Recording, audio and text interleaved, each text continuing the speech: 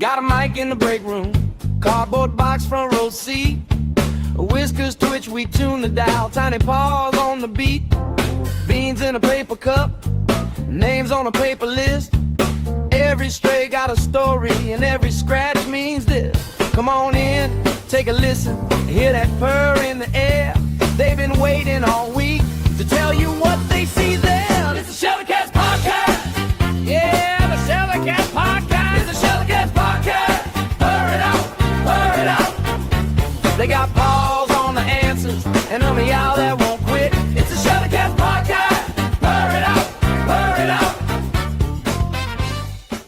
Hello there, cat people. Dan the Catman here. We're on a break.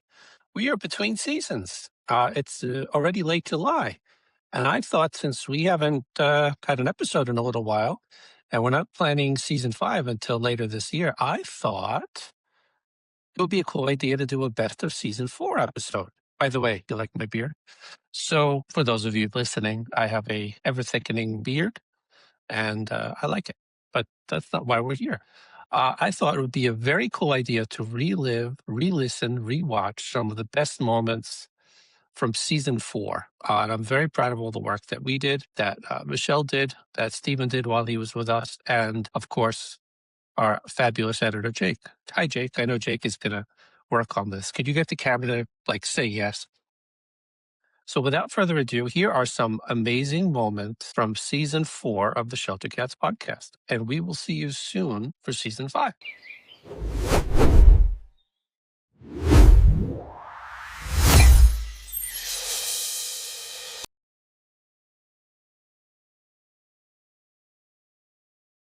How did My Cat from Hell come about? I had just moved to LA. This was back in, I think, '07. And I had moved here and I just was doing my thing. I was, making as many inroads as I could, try to get jobs, going to people's houses and working with their cats, teaching in classes or whatever. And I don't know, it was maybe a month after I moved here. And I was with a friend who, I mean, everybody and their, sister-in-law works in the industry here. So there's always eyes on you somewhere. And I was in LA at a PetSmart, I think, and talking to the adoption group who was there. And I started getting kind of animated the way I am now, but I was like moving around and demonstrating things and whatever. And then this little crowd formed around us as we were doing it. And then the friend I was with was like, I always think of like Fred Flintstone when he had like the gambling addiction and all of a sudden he'd be like, bet, like this. That's the way it was. That's He was funny. like, we have a TV show here. And I realize now how lucky I was. I didn't really do much and kept getting introduced to other people. And within 6 months, we had a deal. And I literally, like now, knowing how hard people have to work to get things off the ground, I realized how intensely lucky I was. But that said, Animal Planet gave us 3 episodes to, sink or swim. And so I had to like call in every cat person, using the old Dixie cup and a string method, like just getting in touch with everybody to try to get us a second season, which we got. But yeah, no, I was very lucky. What year was that, Jackson? When did it first air? I believe the first episode was in 11. I'm pretty sure. Okay. Because I think Cat Daddy came out in 12. So that makes sense. That's about when it would have been. Yeah, I do. I feel like too, it also satisfied a niche, like what you were talking about earlier, that there was no real, not significant amounts anyway, but no real information out there for cat owners. Right. There's very little. I mean, so much about dogs for decades, generations even about dogs, and so little about cats that Yeah. I think your show came along at the right time for that. Well, here's the thing. It's funny because network-wise, they assumed that nobody wanted it, because Yeah. it happened yet, and we even the first 2 seasons we couldn't find sponsors. I think the only Right. sponsor we had the first season was like Swiffer. I think I remember that. Didn't have anything to do with it, but like it was so interesting and which is why they picked the name My Cat from Hell. I had nothing to do with that one. Um, I almost had dropped dead the day they told me that's what it was going to be. Um, but they said we wanted so that people who actually don't give a rip about cats or who actually don't like them will still be flicking around the channels and go, "Oh, I got to watch a show like that." You know, whatever Yeah. the name is, I got to watch that. And it absolutely actually worked, you know. Yeah. What would you have called it if it was up to you? Oh, I was just going to call it Cat Daddy. Just that it was going to be called Cat Daddy. And it was, and we had come up with, I mean, as long as I stayed away from Cat Whisperer and something like My Cat from Hell, I was fine. I didn't have, my bar was pretty low. I mean, I swear to you, when they said the name, I, I started to hyperventilate, you know? I was like, oh my God, my shelter pass is going to be completely revoked. Like, I'm not going to every step.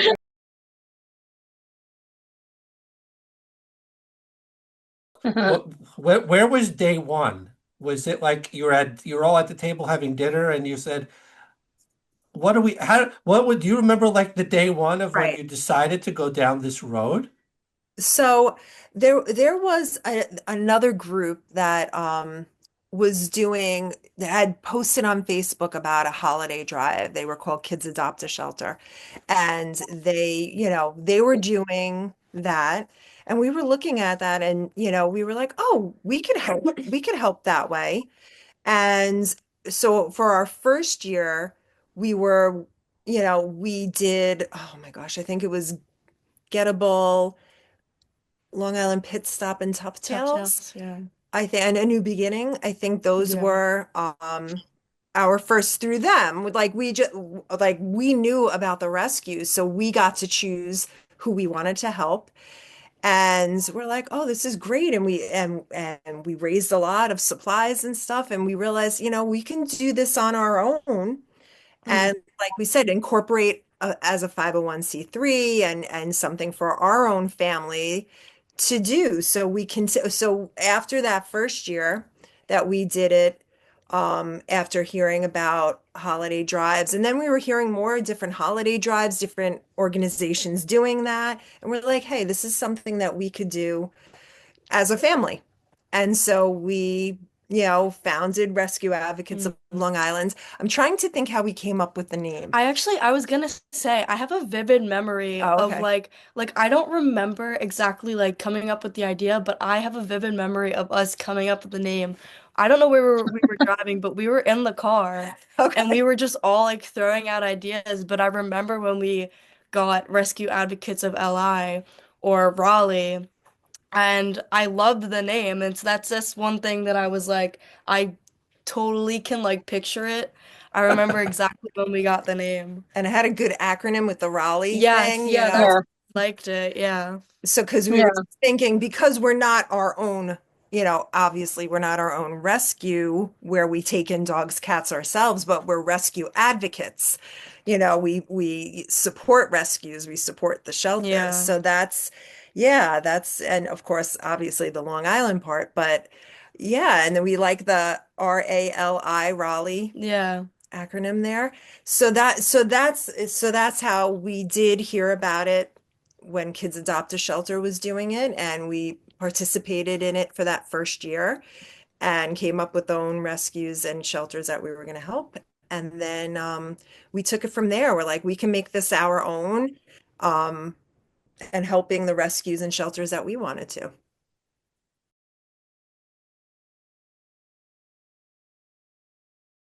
The two biggest problems with fountains and how your fountain addresses those two problems. One is cleaning, and the other is noise.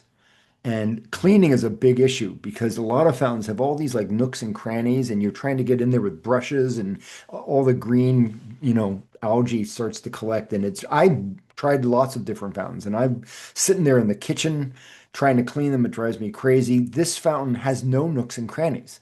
It's just a beautiful, heavy bowl that with a completely smooth interior surface, and the couple parts that it has, the dome and the tube that goes through it. Also, not only are they completely smooth, you also supply brushes for them to actually get into that tube in a really lovely way. So I discovered that it's super cleanable, dishwasher safe. Yeah, it's almost as if I own part of the company, like I'm touting it, right? Um, and it's also super quiet. So it addressed all of my concerns and it lets you see the water. So if the water starts to look dirty, you can at least see it. Yeah, I think that's a huge key. Like I said, that's that's really the only advantage of a plastic fountain is that they can be made clear, which you kind of you get with glass without any of the downside. But yeah, I think that's also one of the big advantages of glass is that I'm pretty sure it's the only one you can really properly put into the dishwasher. I mean, you can put stainless steel in the dishwasher, but a lot of times they have like the plastic bits integrated, so like the pump, the holder for the pump and the clip. So you really can't put it in the dishwasher. And plastic is really not a good idea to put in the dishwasher for a variety of reasons, including it absorbing the smell, which is like the cat won't drink out of it because they have very sensitive noses, and it can also deform from the heat. So, yeah, the cool thing about glass is that pretty much all the parts of the dishwasher are safe. So the pumps on suction cups, you just comes right out, everything goes in the dishwasher. And if you don't want to use the dishwasher, like I personally don't, I just kind of just wash it by hand. It's just really quick. Yeah, like you said, So there are easy. no nooks and crannies. It's all smooth. There's really nowhere that's hard to reach. The only tricky part is the pump. Um, but that's kind of the case for all fountains, right? There's really like you need a pump, and that's a problem that's not been solved. I Yeah, thought it so was a pretty easy pump to clean, actually. I've cleaned a bunch of pumps. yeah, for And sure. I thought it was an easy pump. That is It's the it's biggest issue is the pump. The pumps will stop working even after you clean it. Literally, before we did this recording, we're recording this on a Thursday. Thursday is my night. Every Thursday, I wash out my fountains. I have six of them. They're various plastic fountains. And every Thursday, I wash them out because, like I said, half of them use them to rinse their paws, to rinse their ass. I mean, I don't know what half of some of them, my one cat will walk out of his way because he prefers the fountain I have in my office and recording studio. So he'll walk past other fountains to go to this specific fountain, even though it's exactly like the other fountains that he just walked past. I don't understand it. Maybe Stephen could explain that one.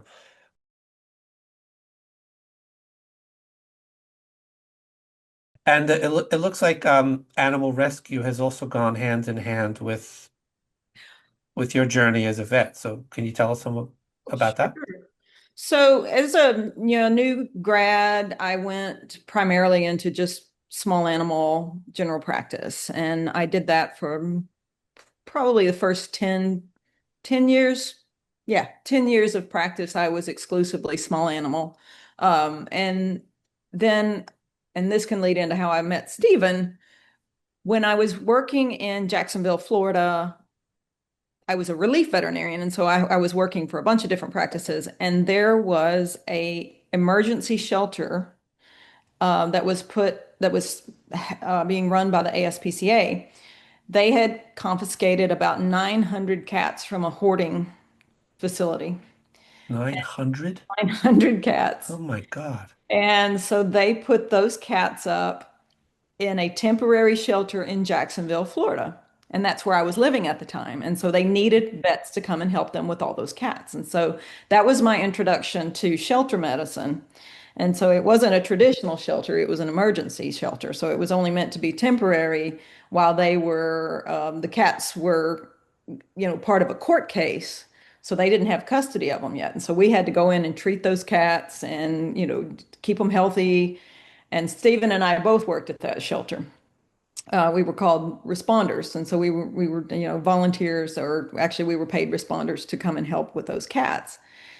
And it was extremely overwhelming for me. I'd never seen anything like that in my career as a veterinarian, but it also I've kind of fell in love with shelter medicine by doing that. And so once that case finished, I kept helping that organization with other cases. And then that transitioned into a full-time job at a shelter in Memphis. And then after that shelter, I went to work for the Humane Society of Memphis. So I just kind of, for about 10 years, I worked in shelter medicine.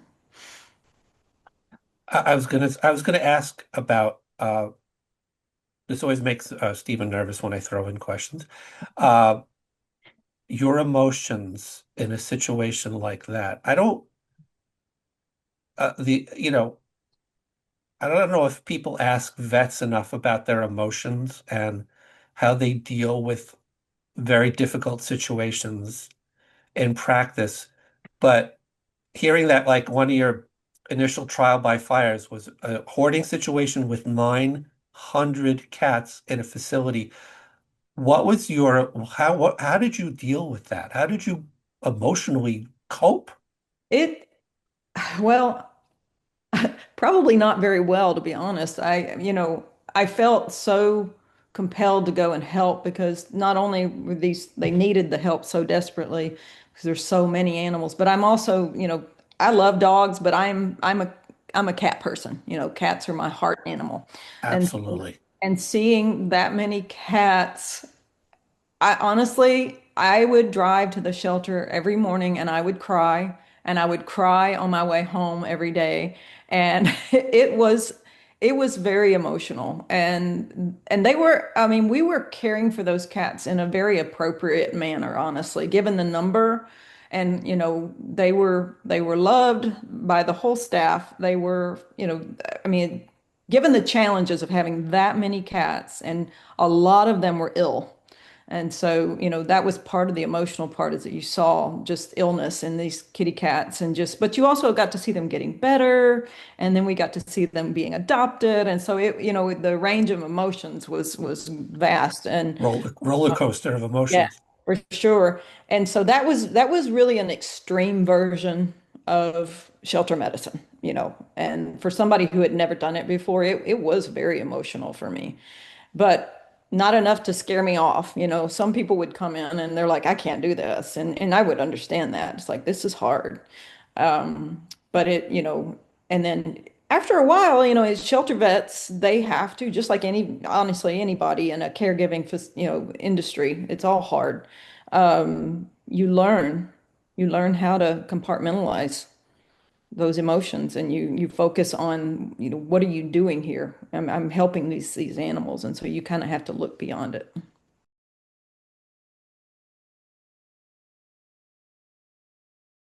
Maybe it would be time to go back in time a little bit, Mike, and talk about 9/11, the World Trade Center, the work you did there, and some of the things that subsequently happened with all of that. I've never really heard you talk very much about it, actually.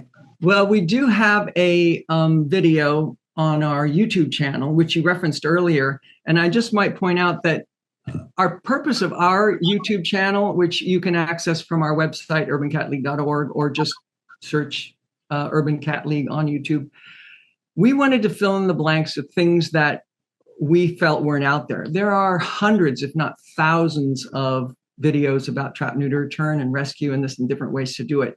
But our few videos we feel were the things that we thought were missing. One of them is about our rescue after 9/11.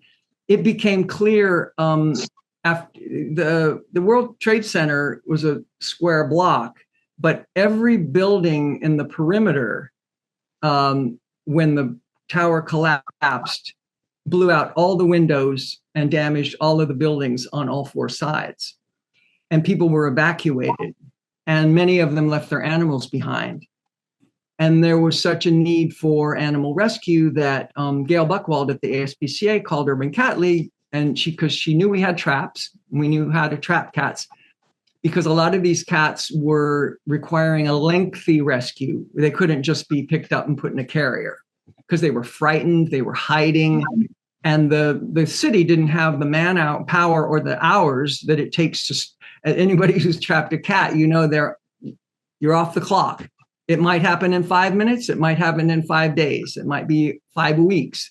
You just have to, do it. So we got clearance to go down there, and we found an animal in every building we could get into. Most of them were padlocked. People left, closed the doors. And unfortunately, all the information from the city about who owned the building, we'd call people to try to get access. They say, oh my God, we haven't owned that building for 30 years. We sold it to this person. And, so it changed. The city records were very out of date as to who to access to get into the building. anyway, we have some, Kath Newcomb had brought a camera with her. She's a documentary filmmaker, and she brought a camera with her on some of our rescues, and that short video is up on our YouTube channel. But what became clear with the Klieg lights on 24 hours a day during the rescue and what they called the pit, they were seeing all these animals roaming the streets. Well, they'd always been there. Oh, animals, mostly cats and rats. But they'd always been there, but they'd been hidden at night.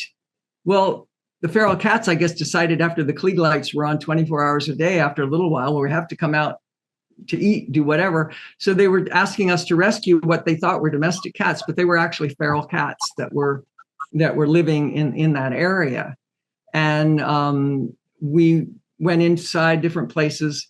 I think Stephen wanted me to mention, which I didn't put in the video, and I've never said publicly before, but 10 years later, I was diagnosed with a kind of lymphoma that you only get from toxic exposure. And the doctors they couldn't get a diagnosis for the longest time. They said, "Did you work in a chemical plant? Did you?" We can't figure out what kind of lymphoma you have because we're sure it's not large B cell follicular lymphoma. And then one day I was in the waiting room with a fireman and we were talking, and I said, I went back and I said, that I was with the fireman out there. We have the same kind. They said, well, yeah, he was at 9/11. I said, I was at 9/11. We were doing animal rescue. So that was a slam dunk diagnosis. Anyway, I'm perfectly healthy now. Not perfectly healthy. It's uncurable, but I've had several treatments that keep me in remission. I'm in remission currently with this space age treatment called CAR T cell therapy, where they attach to each of your T cells, they attach an antigen which attacks the lymphoma, which is just insane. I could talk about that for an hour and I still wouldn't understand what I was explaining to you, but it's it's amazing what they can do with, fortunately for me that I'm one step ahead. My health has stayed one step ahead of what's available.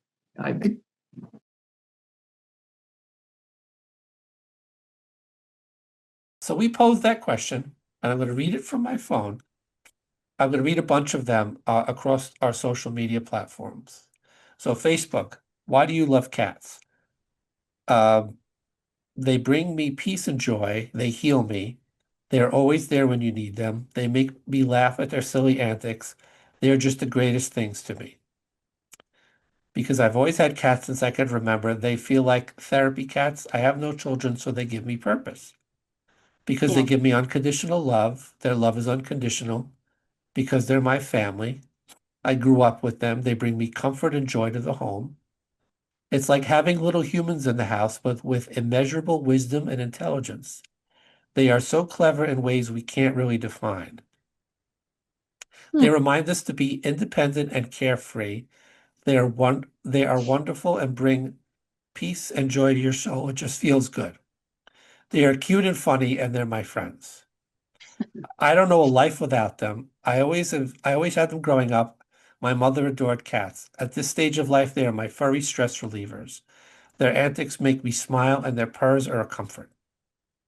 Because they love me even when I don't love myself. They're constant companions. Because I just do. All right. Because I can trust them. They do not judge or betray you. They just love you. Because they are smart, loyal, loving, great companions, cuddly, but also independent. And now we're going to switch to our other Facebook.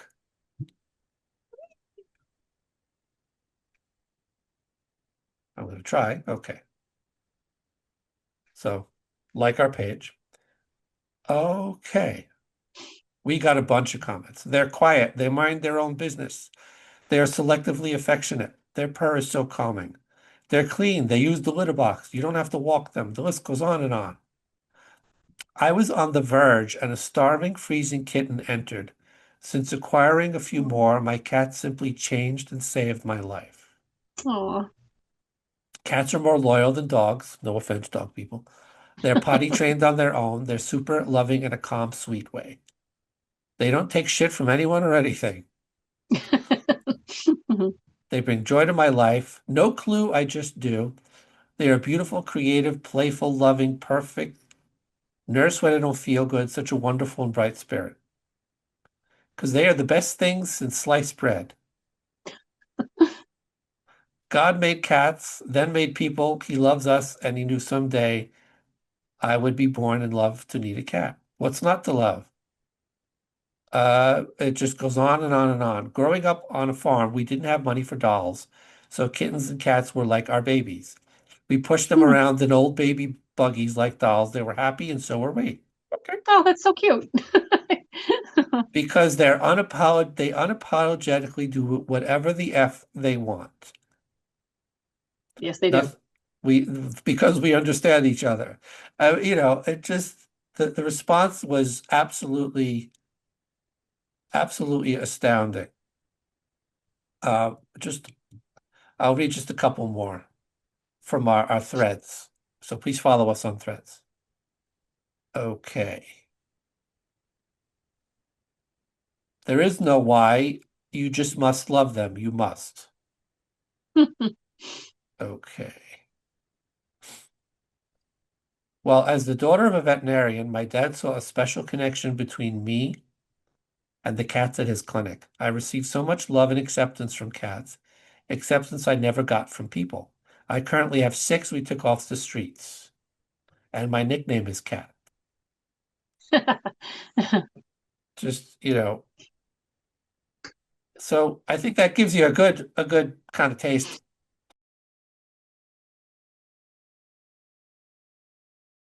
Are there some things you can just tell our listeners, the basic things that they should do to help save the life of a very young kitten who is not able to eat on their own? Let's put it out as that. Yeah, sure.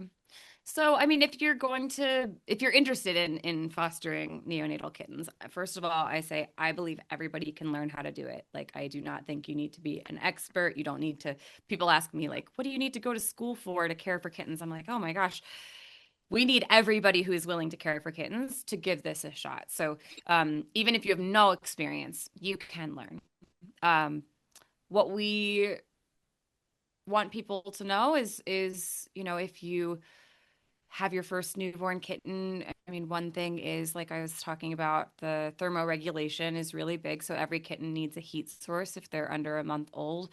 The body temperature is having the right body temperature is essential for all aspects of like organ function and the ability for this kitten to succeed. There's a lot of interesting studies looking at kind of environmental temperature and the like health of the kitten and the survival rates of the kitten. So having something like a microwavable heat pad, or even if you have, a heat pad that you use at home, just make sure that it's on like a nice, like low to medium with a blanket over it, but that they have a place they can go to be warm and that they have choice. So even a newborn can choose to wiggle towards this side or that side. So, keep them contained in a bin or a box or a carrier, give them a heat pad on half of that. That's like gentle heat they can move towards and away from.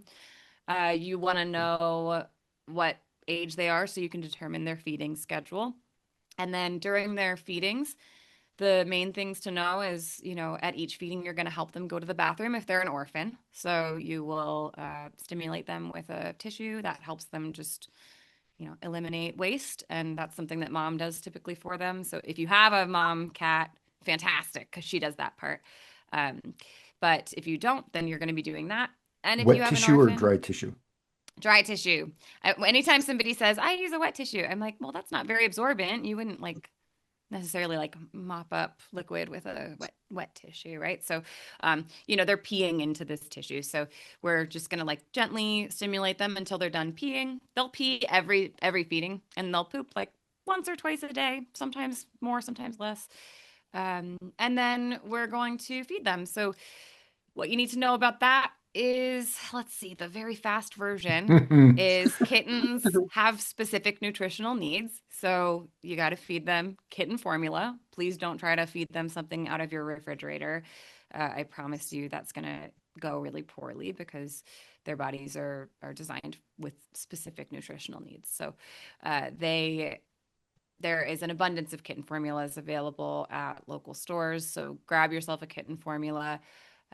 You're going to put it in the kitten bottle. I will tell you one tip that I have is like the nipples that come on the bottles from the store are as good as garbage. Throw them away and get yourself like a nipple that is like they sell like aftermarket nipples.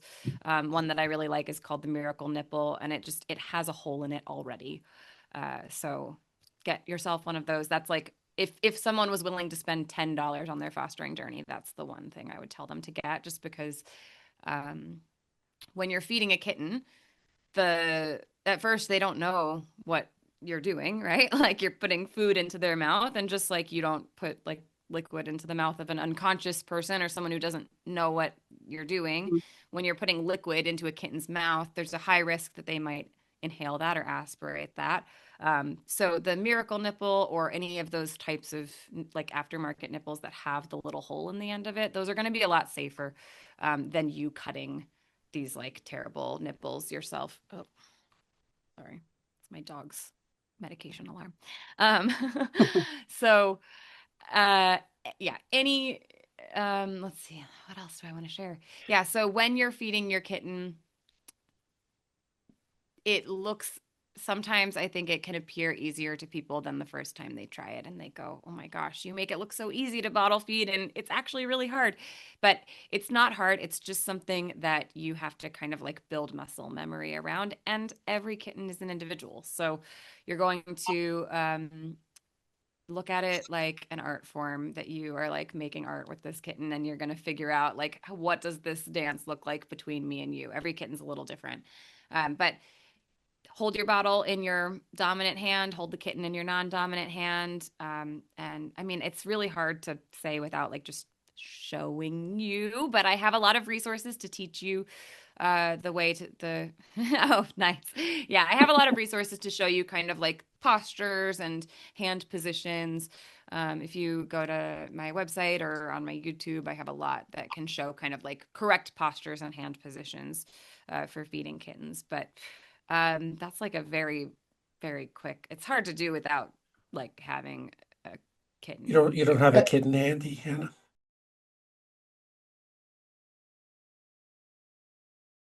The big X factor or unknown factor with this type of tree climbing is I set my rope or my anchor remotely. Okay, so I'm setting this rope way up in the tree over a limb that I cannot examine all the way around it. Okay. Right. So there is, through experience and kind of getting to know different tree species, you get to have some confidence in different size limbs for different trees and how much leverage you're going to be imparting on the whole structure. But that is always an X factor, that initial anchor that I'm going to commit to putting my life on as I ascend the rope. Okay. Yeah. But then and that comes through just inspecting the tree and experience to gain that confidence. But once you get up there, then there are different things you can do. And that's the fun, more of the fun part of the tree climbing. Climbing the rope is just climbing the rope, but getting yourself into these positions out on the twigs and things like that, that's where the problem solving comes into play, and distributing your weight amongst a bunch of small branches and things like that. But if that's what I'm doing, essentially, you nailed it. Via that device, I'm putting leverage on it, and usually I'll have another backup aligned somewhere else to distribute my weight. So if the anchor fails, you have something to keep you from falling? Not on that initial ascent, oftentimes. Well, there are ways to make sure if that anchor fails, then another one beneath it could catch me, which is ideal. But right. sometimes that's not the case. That initial ascent anchor, the way I guess gain more confidence in it is before I commit to ascending up 100 feet or whatever, while I'm on the ground, I will put my system on, climb just a foot or 2 feet, and then jump and bounce all my weight onto my device, and it'll shock load that anchor, and I'll just listen for anything. And that'll give me the confidence that, hey, this a bomber anchor, and I'm good to climb. A bomber. Has there ever been a tree? I'm assuming you get the call, you answer it the way you did, and thank you for using the phone prop, by the way. Yes. Well done. Has there ever been, you show up at the scene, has there ever been a tree that you just really had a lot of doubts about or couldn't climb? And what happens? Absolutely. Have been several times where there are trees that I couldn't climb, or I refuse to climb, or decide that's not in my best interest to climb.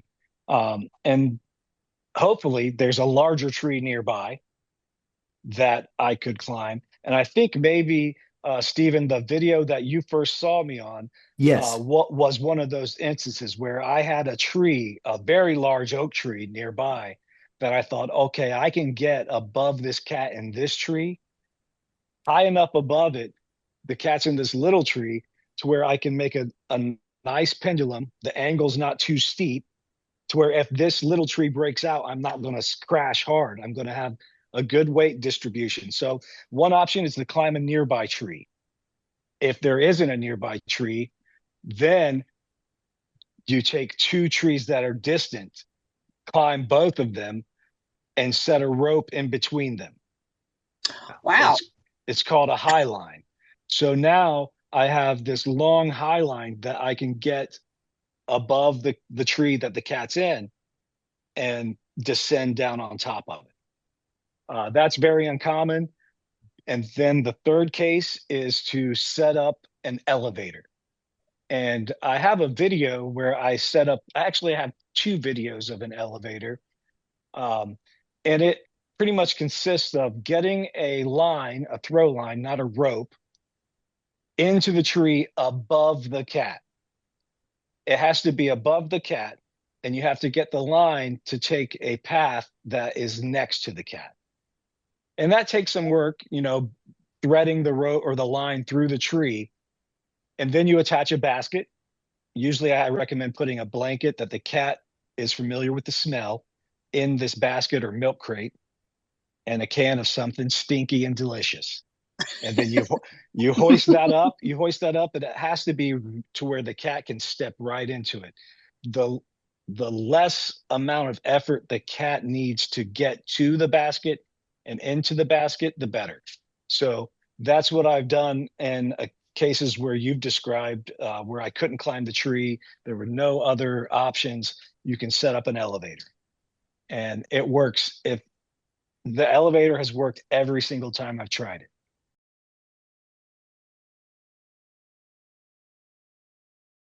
Does Wild East Brewery ever do tours? I think they do.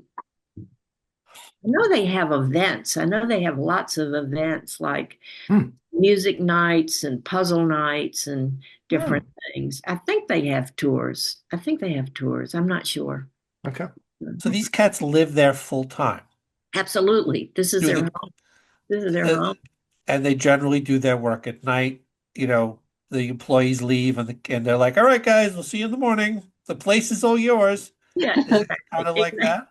Exactly. That's it. And of course, as I said, usually the employers fall in love with the cats, and they end up having all these little cat nookie holes and hidey holes and cat beds and places. And, the cats do real well and get spoiled.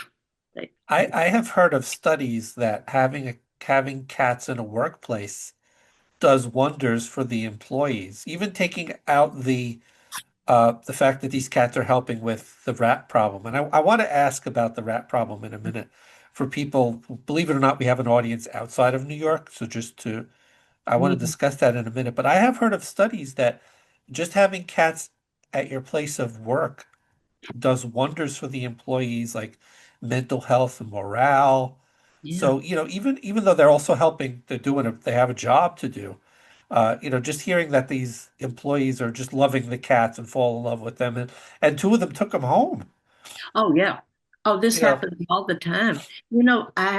I'll be honest, Dan, that was unexpected. When I went into this, my main goals were I want to pull cats from the shelter. This gives another outlet for certain cats that are not family cats. I want to pull those cats, and I want to get rid of as much rat poison. Let's get a non-toxic environment here. So those were my goals. It was the employers who came back to me and talked to me about the employee morale, how people look forward to coming into work because of the cats. I really hadn't anticipated that part of it. And how many cats have you gotten jobs for? About 60 now. Since 2019. It was December 2019, yeah. Are you concerned that some of them might unionize? Well, actually, they did. The cats, not the people. They insisted on belonging to the New York City Brewers Guild. They wanted representation.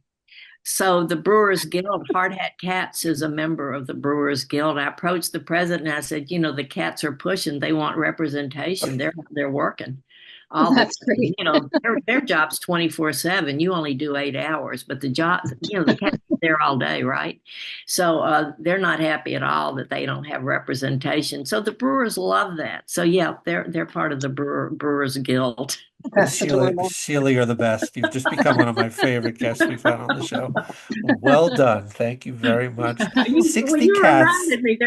It's so rich in terms of, what comes up. I know I just don't think of a million things when we get off there.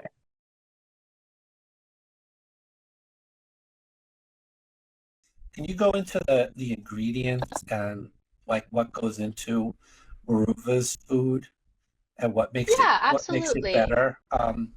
Like in comparison to the others, what goes into the science of coming up with these formulas? Yeah, so we absolutely will never trash talk another brand. We don't like to compare ourselves in the sense of like us versus Fancy Feast, us versus Tiki Cat, us versus, all these different brands, because each brand is obviously offering something, otherwise they wouldn't be on the shelf. Right. But as far as Weruva goes and Weruva standards, I know that sounded like very much like I'm staying square. But it's not. It's more like Weruva is founded in what you see is what you get. That's kind of our philosophy on it. So we do not like the mystery mush. And it took us, I think, almost 15 years, I think is what the quote is, 15 years to come out with a pate because we could not figure out how to not make it that mystery mush.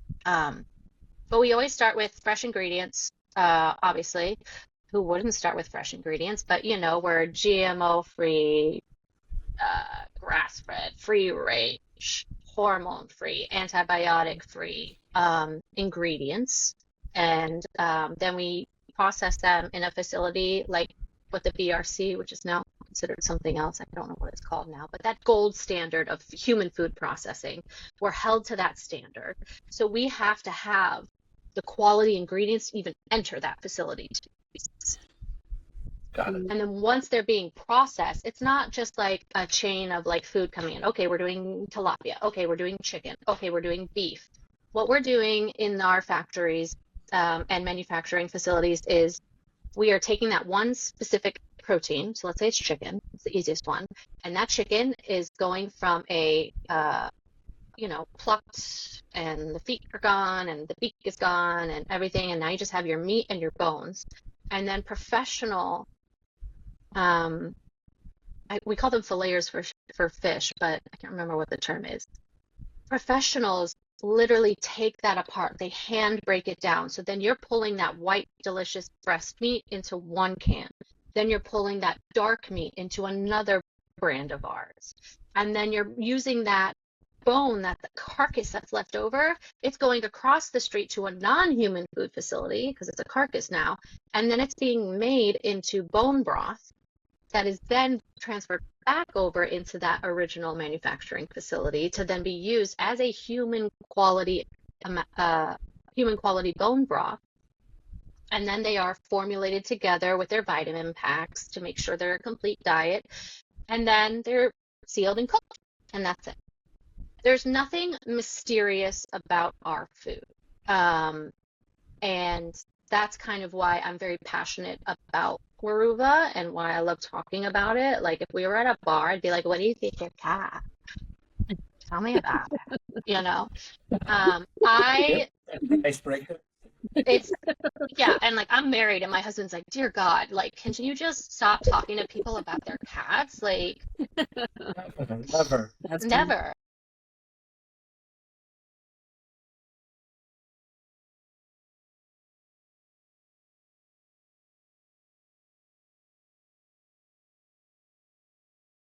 It's been a while. It's been a few months since we've checked in with you Yep.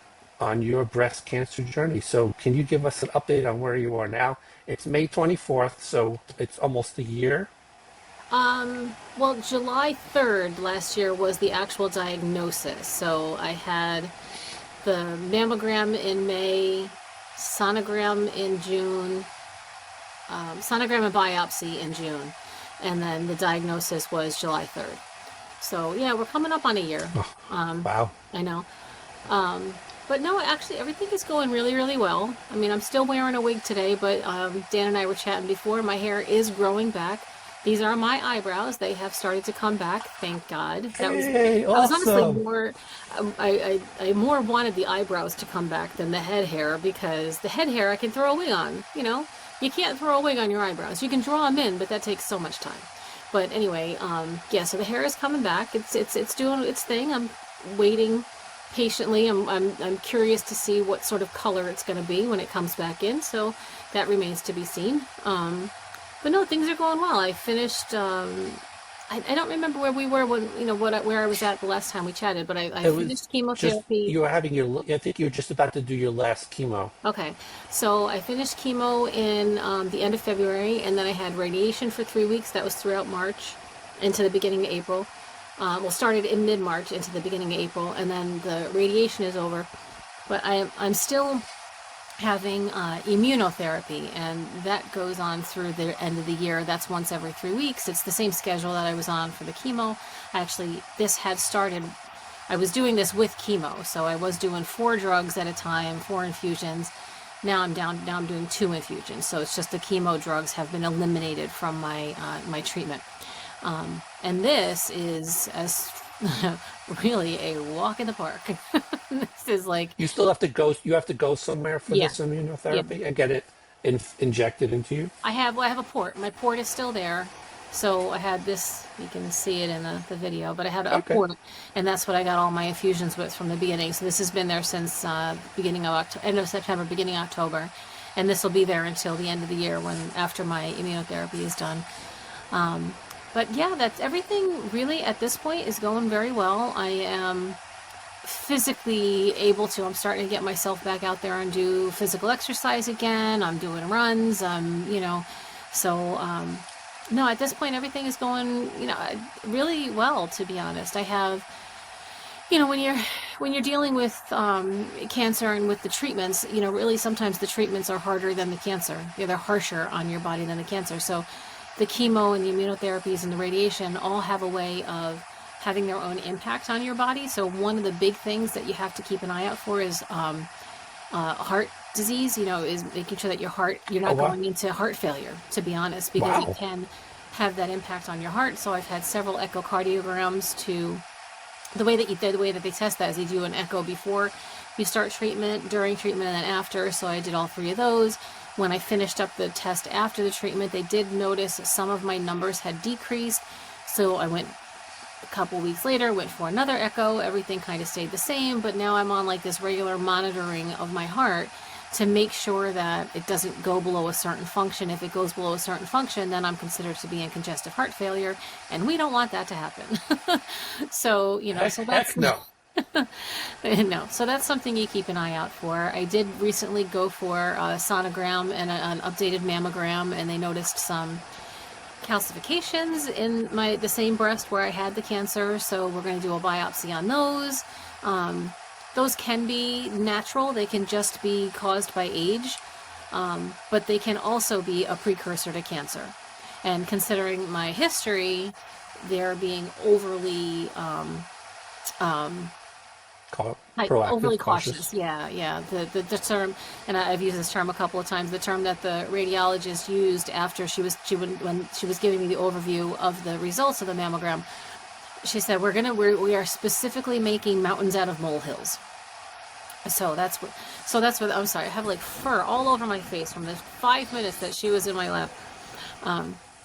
But Best part yeah. of having a cat. Yeah. So I have to go in for another biopsy for that. That's actually going to be this week. It's really at this point, it's just constant. It's monitoring. It's being aware of, me being aware of everything that's going on in my body and communicating with my doctors if something comes up. That's really where it's at right now. And now I'm going to grab my phone. So we have the screenshot. And I'm going to read some of your responses and react to them. So first one, and thank you, by the way, everyone. We went to PetSmart to buy fish food, saw Theo, and asked to meet him. They said we were the first people that he let hold him. Took home fish food and a cat. He's the best boy. Aw. I was a toddler. Not sure how he got her, but I named her Baloney because I love baloney. Oh, I love that name. I love that name. That's great. Emmett, he was adopted as a kitten, and he was my best friend until he passed away at age 29. I miss him so very much. Oh my gosh, 29. That's incredible. My Monday was about 20, and she was with me through so many things. So many life changes and moves, and I can only imagine a 29-year-old cat. I mean, that's 29. That's incredible. Things. What was the name of the 29-year-old cat? Was it Emma? Emmett. E-M-M-E-T-T. Emmett. So my very first ever cat as a kid, my parents went and got her for me and swapped her for a box of plums. Her name was Holly. Now, some shelters charge a fee of money. Some people, some fruit.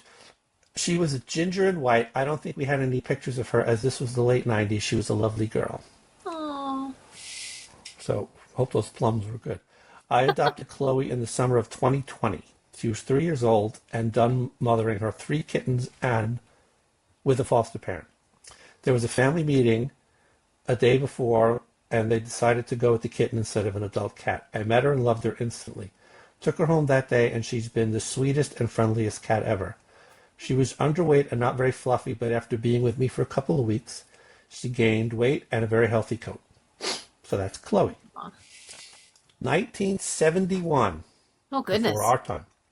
A young male wandered into our yard and stayed for 18 years. We named him Casey, C-A-S-E-Y, /KC, as in the Sunshine Band, / Kitty Cat. So this cat was named Casey, KC, Kitty Cat. He was a great cat and the first of 6. We've had at least one cat in the house for the past 55 years. Wow. Oh, that's wonderful. I was in my early 30s. I had a boyfriend I had been with for about a year. I was totally sick of him, the boyfriend. One day he brought me a little gray tabby cat, Molly. I had never had a cat before, but I liked Molly a lot. She was about a year old. A couple of weeks later, he ended a pitiful relationship with us and dumped me. I liked that cat a lot better than I liked him. I have since had 8 more cats and have adored them all. We don't blame you one bit. Not Cats one single bit. My dad found 2 abandoned kittens that needed bottle feeding 37 years ago. They lived around 12 years. Okay. Good for Dad. Good for Dad. I had adopted an 8-year-old black cat named Pebbles from SPCA after my dad passed away for my sister and I. Pebbles was always my girl. She was with me through thick and thin. She was my soulmate. She changed my life. She lived to be 24. Aww. I love and miss her to this day. Let's see. Cricket. He was a kitten from the neighbor's cat. Cricket? This Cricket. Cricket. And this one, her name was Pooh Bear because she was playing with a small little Pooh. I received her from my sister She was a complete joy. Oh, I love the names. That's like, I think one of my favorite things is hearing the names that people come up with for cats. It's really, it's all over the map, and it's just beautiful. It's hysterical and beautiful. Really are. There's so many of these responses. Let's see what else. We had several. Here's a very long story. We had several cats growing up. One of my favorite cats was my Daisy, who my mom found in a newspaper ad for puppies. The puppies were for sale, but it said free cat on the bottom. We took her in because we were having a mouse problem, and her first night with us, she caught a mouse. She ended up living to be 15, with 13 of those years with us.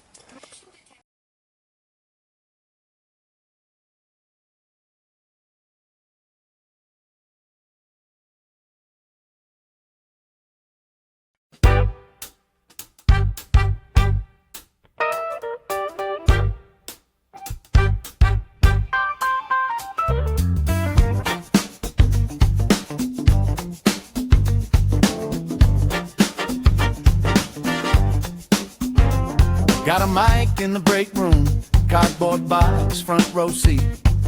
Whiskers twitch, we tune the dial, tiny paws on the beat. Beans in a paper cup, names on a paper list. Every stray got a story, and every scratch means this. Come on in, take a listen, hear that putter in the air. They've been waiting all week to tell you what they see there. It's the Shelter Cats Podcast. Yeah, the Shelter Cats Podcast. It's the Shelter Cats Podcast. Hurry up, hurry up. They got paws on the answer and a meow that won't quit. It's the Shelter Cats Podcast. Hurry up, hurry up. Mitten said the mailman's late. Tuxedo says the food's too plain. Orange cat hit the high note, then did it all again. Stray cat story soft and sharp. Quiet laughs in the cage row. Every little rescue moment, gotta swing the whole block knows. Come on in, take a listen, hear that purr in the air. They've been waiting all week to tell you what they see there. It's the Shelter Cats Podcast. Yeah, the Shelter Cats Podcast. It's the Shelter Cats Podcast. Hurry up, hurry up. They got paws on the answer and a meow that won't quit. It's the Shelter Cats Podcast. Hurry up, hurry up.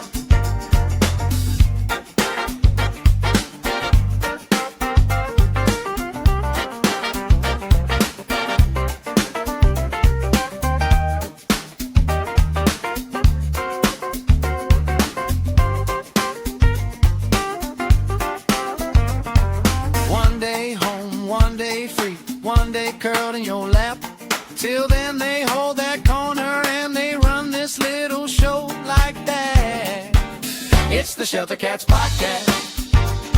Yeah, the Shelter Cats Podcast. It's the Shelter Cats Podcast. Hurry up, hurry up. They got paws